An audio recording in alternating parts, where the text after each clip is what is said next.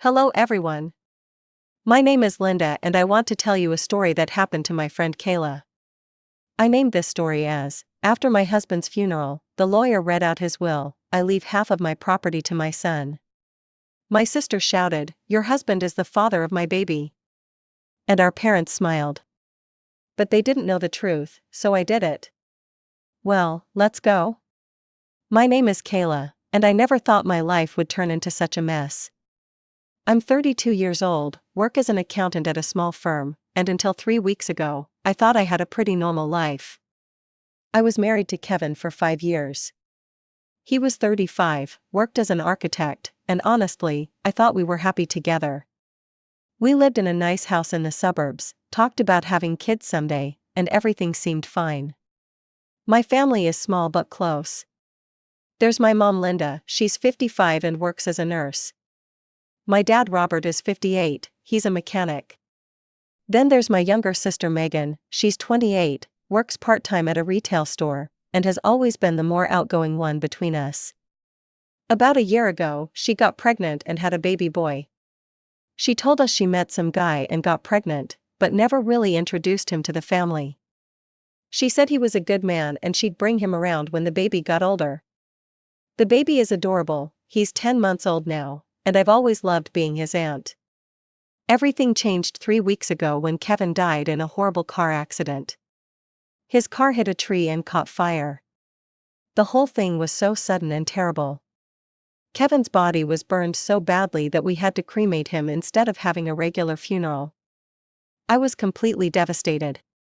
We had just celebrated our 5th wedding anniversary 2 months earlier. The funeral was awful. I was crying the whole time, barely able to stand up. My parents were there supporting me, but I noticed they seemed kind of distant. Even my friend Sarah commented on it later. She said, "Your parents looked really weird at the funeral, like they knew something you didn't." I just thought they were dealing with grief in their own way. What was really strange was that Megan didn't even come to the funeral. My parents said she couldn't make it because the baby had been really fussy lately and she needed to stay home with him. A week after the funeral, Kevin's lawyer called and said we needed to meet about the will. I had no idea Kevin even had a will, we were young and never really talked about that stuff. The lawyer said it was important that I come in as soon as possible. I was still a mess from losing Kevin, so I asked my parents and Megan to come with me for support. They all agreed right away. The lawyer's office was one of those fancy places downtown with leather chairs and dark wood everywhere. We all sat around this big conference table while the lawyer, Mr. Peterson, got out Kevin's will. I was holding my mom's hand because I was still crying pretty much every day. Mr. Peterson cleared his throat and started reading. The first line hit me like a truck, I leave half of my property to my son. I literally couldn't speak, my mouth just hung open. Kevin had a son? We'd been together for 5 years, married for 5 years, and he never once mentioned having a kid. I knew he was married before me, his ex-wife was named Jennifer. But Kevin always told me they never had children together. He said that was one of the reasons their marriage didn't work out. "Excuse me," I finally managed to say. "There must be some mistake, my husband doesn't have a son." Mr. Peterson looked at me over his glasses. "Mrs. Thompson, according to this will, your husband Kevin Thompson leaves his house to you, and he leaves his apartment downtown and $300,000 to his son."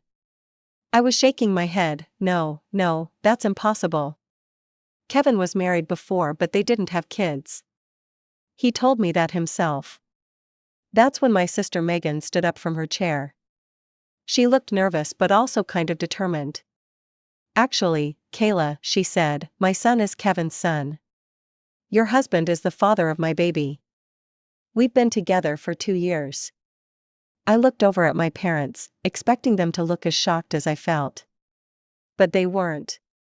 They were just sitting there looking uncomfortable, like they'd been waiting for this moment. "Did you guys know about this?" I asked them. My mom sighed, "Honey, yes, Megan and Kevin have been in a relationship for 2 years. They love each other. We didn't tell you because we didn't want to hurt you." Megan opened her purse and pulled out some papers. Look, here's the birth certificate. Kevin is listed as the father. She also got out her phone and started showing me pictures. Photo after photo of her and Kevin together. Them kissing. Them hugging. Kevin holding the baby at the hospital. Kevin pushing the stroller at the park. I stared at those pictures and felt like my whole world was collapsing. Every single thing I thought I knew about my life was a lie. You're all traitors, I said, standing up so fast my chair fell over, every single one of you. I grabbed my purse and ran out of that office as fast as I could, leaving them all sitting there.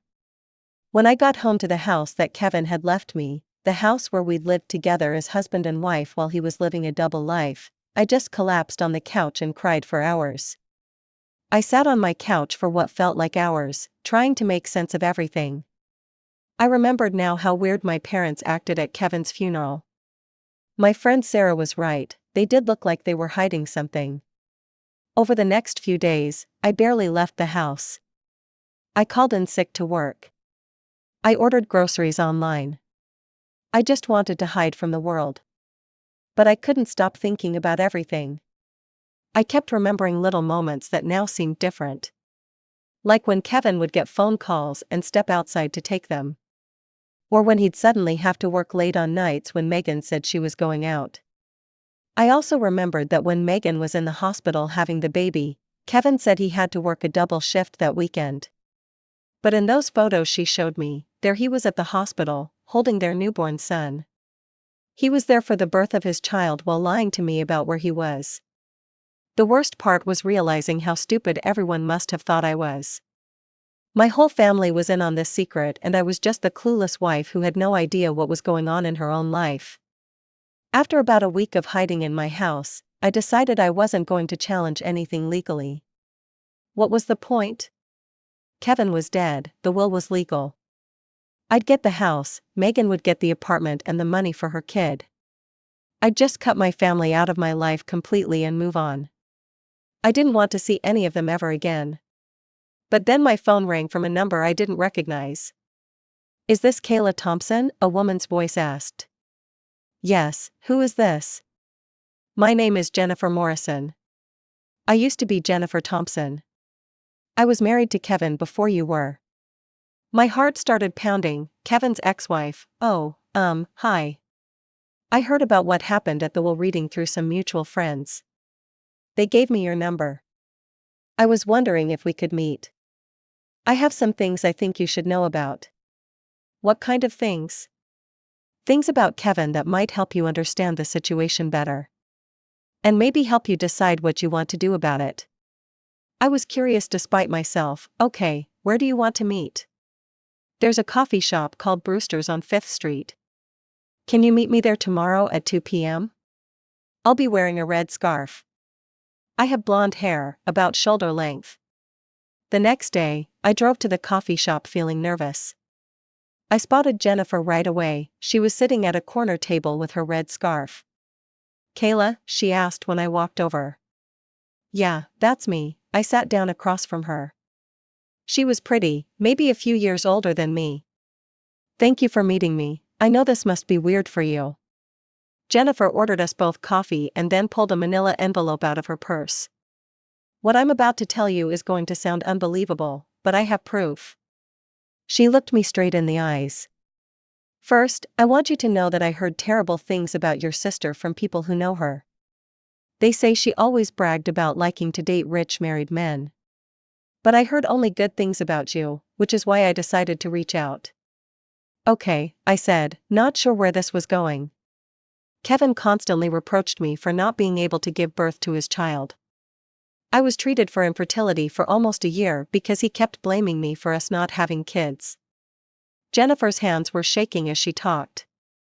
At some point, we both went to the clinic and passed tests to make sure we could have children. It took a long time to get the results. She paused, but then Kevin suddenly informed me that he had recently met you.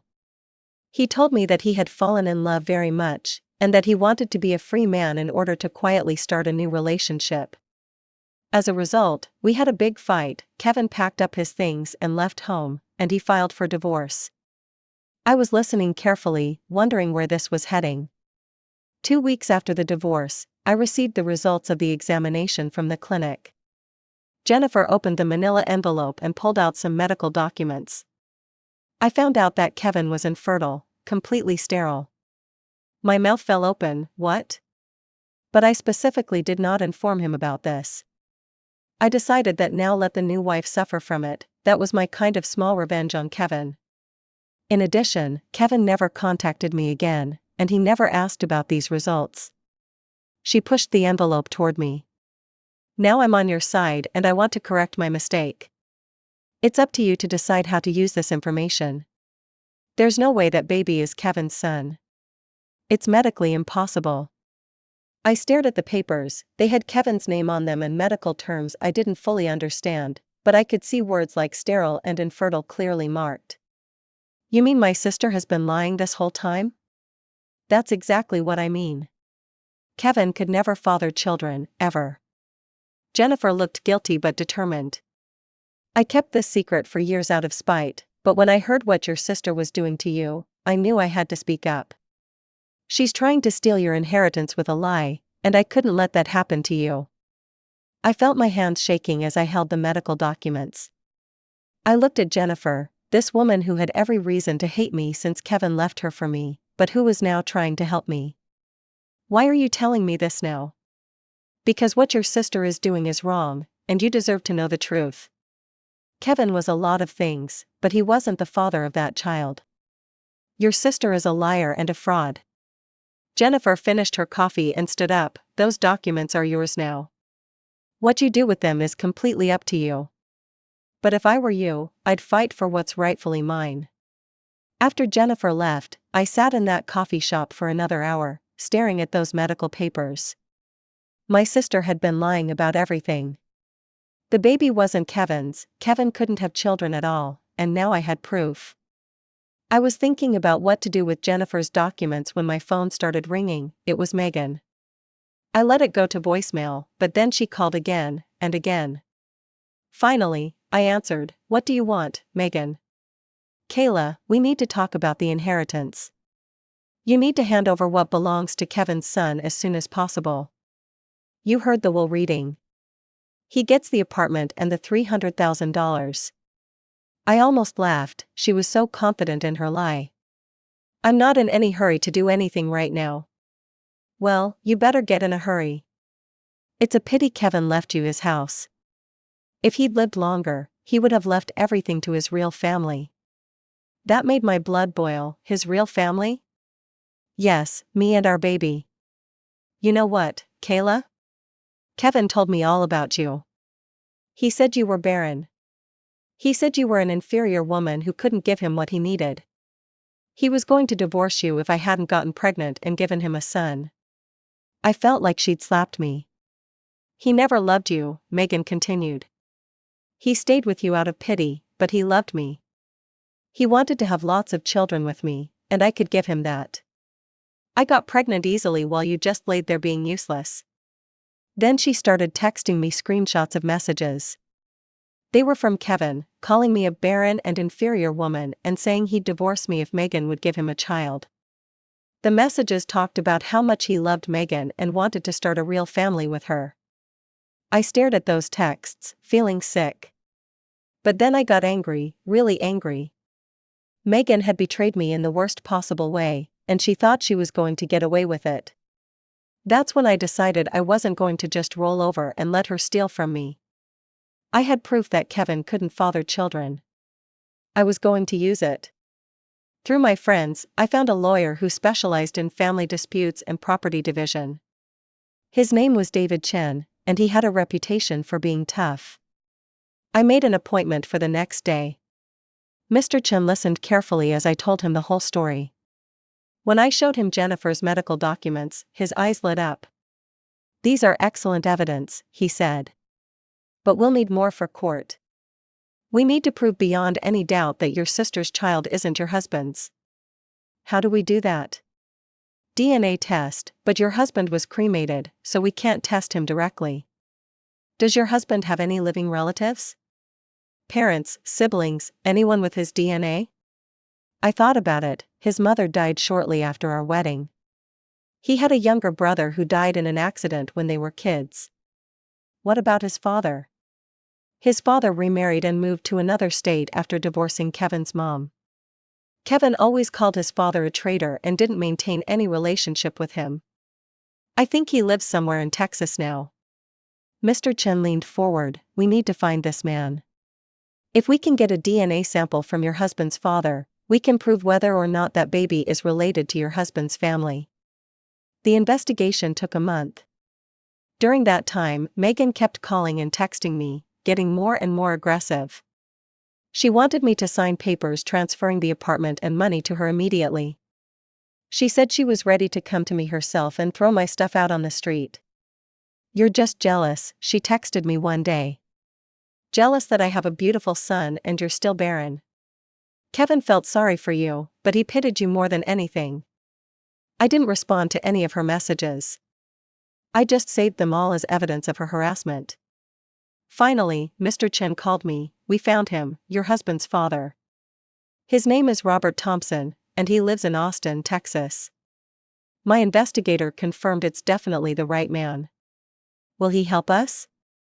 I think we should approach him personally. This kind of request is better made face to face. So I flew to Austin. Robert Thompson was 67 years old and lived in a small apartment with his second wife. When I knocked on his door and introduced myself, he looked shocked. You're Kevin's wife? He asked. Yes, I'm sorry to bother you, but I really need your help with something important. I told him the whole story. About Megan claiming her baby was Kevin's son. About the will leaving money to this supposed child. About the medical documents proving Kevin was infertile.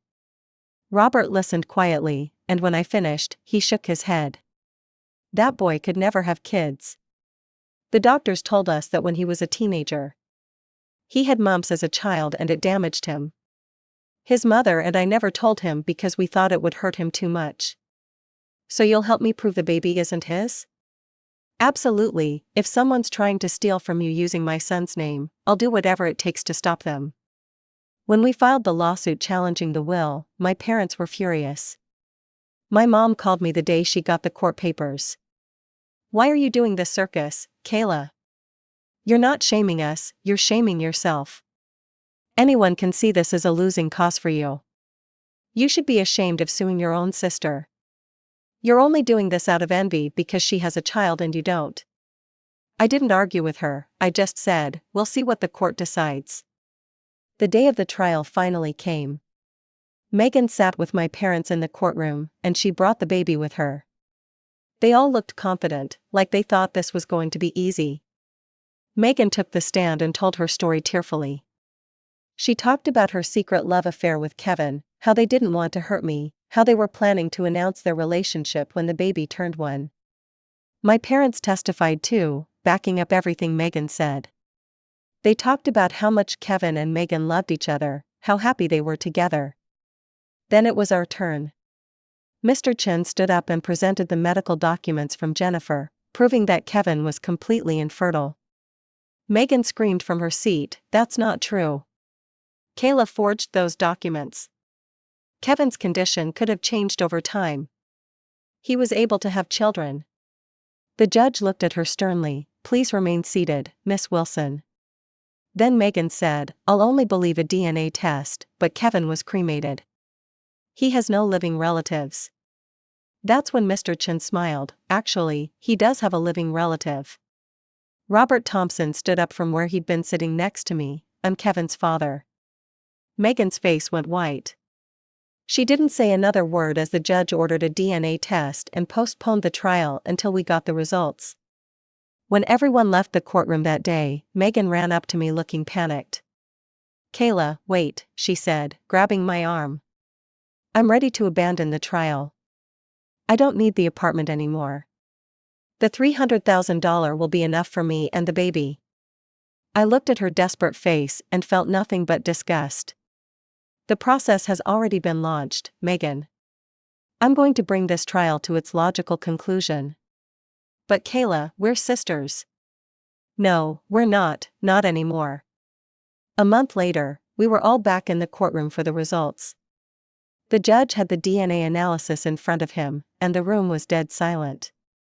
Based on the DNA evidence presented to this court, the judge said, there is no genetic relationship between the child in question and Mr. Robert Thompson, which means that the late Kevin Thompson could not have been the biological father of this child. My parents looked shocked, actually shocked. I realized that they really had believed Megan's lies this whole time. The judge looked directly at Megan. Miss Wilson, how do you explain these results? Megan burst into tears. I was dating another man at the same time as Kevin. I really believed that my child was Kevin's son. I swear I didn't want to deceive anyone. Another man? The judge asked. Yes, I had a brief relationship with someone else during that time period.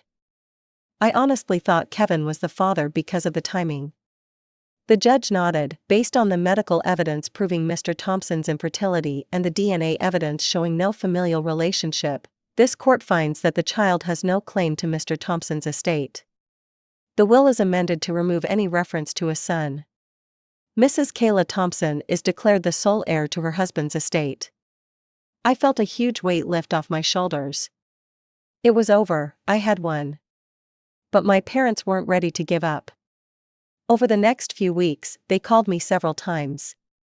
Kayla, you and Megan are still sisters, my mom said during one call. You need to reconcile.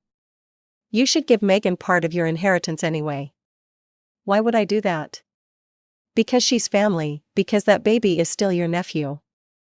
Mom, Megan lied to everyone for months. She tried to steal my inheritance. She called me barren and sent me those horrible messages from Kevin.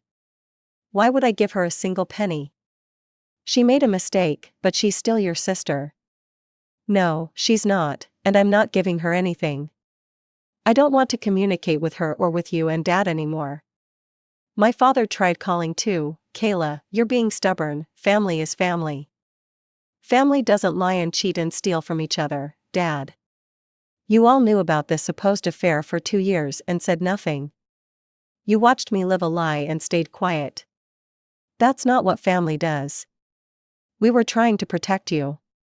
No, you were protecting Megan. Well, now you can keep protecting her without me. 6 months have passed since the trial ended. I still don't communicate with my parents or Megan, and I don't see my nephew. I know that Megan and her son still live in my parents' house. I heard through mutual friends that she sued the real father of her child for alimony, and it turned out he was a married man. Good luck to her with that mess.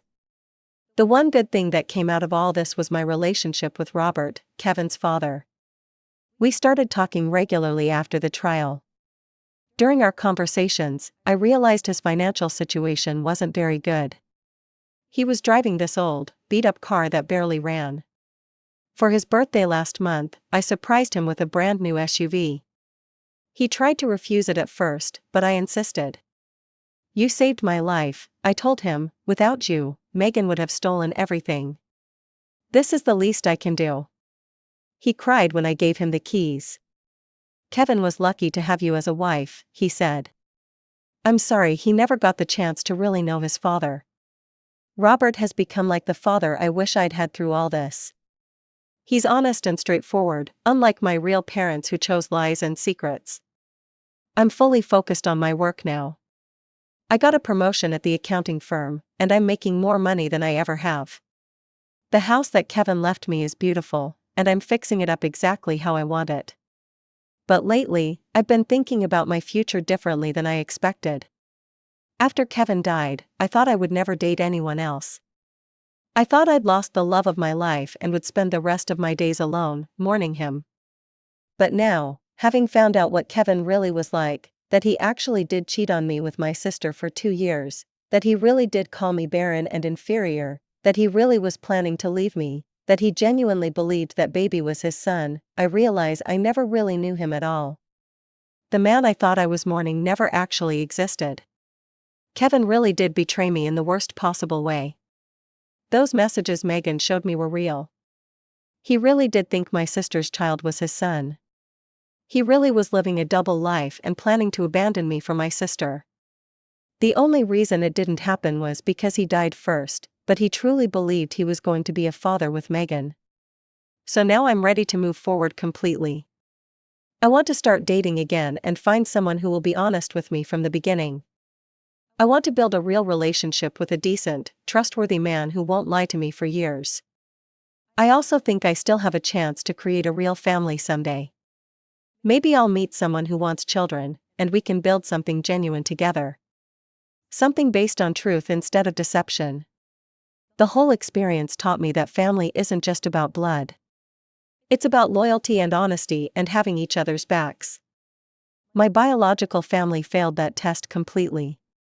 But Robert, a man I barely knew 6 months ago, has shown me more genuine care and support than my parents, sister, and even my husband ever did. I don't regret fighting for what was rightfully mine. I don't regret cutting toxic people out of my life, even though they're related to me. And I definitely don't regret exposing Megan's lies and making sure she didn't profit from her fraud. Now I'm looking forward instead of backward.